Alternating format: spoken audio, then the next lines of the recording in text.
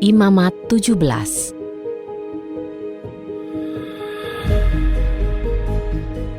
Berfirmanlah Yahwe kepada Musa, "Berbicaralah kepada Harun dan kepada anak-anaknya dan kepada seluruh Bani Israel.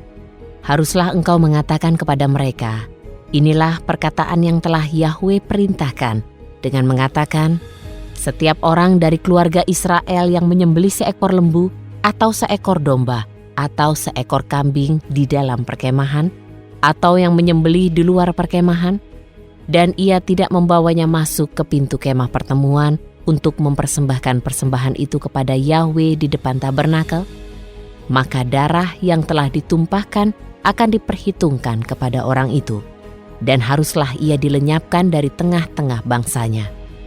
Maksudnya adalah supaya Bani Israel membawa segala kurban mereka yang dipersembahkan di hamparan ladang, kemudian membawanya kepada Yahwe ke pintu kemah pertemuan kepada imam. Jadi mereka mempersembahkan segala persembahan pendamaian mereka kepada Yahwe. Lalu imam harus memercikan darah itu ke atas mezbah Yahwe di pintu kemah pertemuan dan membakar lemak sebagai bau harum yang menyenangkan bagi Yahwe. Dan mereka tidak akan lagi mempersembahkan segala kurban mereka kepada kambing-kambing berhala yang kepadanya mereka telah berbuat zina. Hal ini telah menjadi suatu ketetapan untuk selamanya bagi mereka turun-temurun. Dan engkau harus mengatakan kepada mereka, setiap orang dari keluarga Israel dan dari pengembara yang menumpang di tengah-tengah kamu yang menaikkan persembahan bakaran atau suatu kurban lainnya, namun tidak membawanya ke pintu kemah pertemuan untuk mengolahnya bagi Yahwe, maka orang itu harus dilenyapkan dari bangsanya. Setiap orang dari keluarga Israel dan dari pengembara yang menumpang di tengah-tengah kamu, yang makan segala jenis darah, maka aku akan menghadapkan wajahku kepada jiwa yang memakan darah itu, dan aku akan melenyapkannya dari tengah-tengah bangsanya.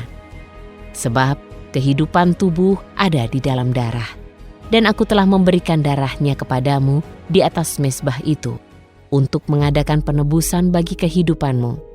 Sebab darah itulah yang mengadakan penebusan bagi kehidupan.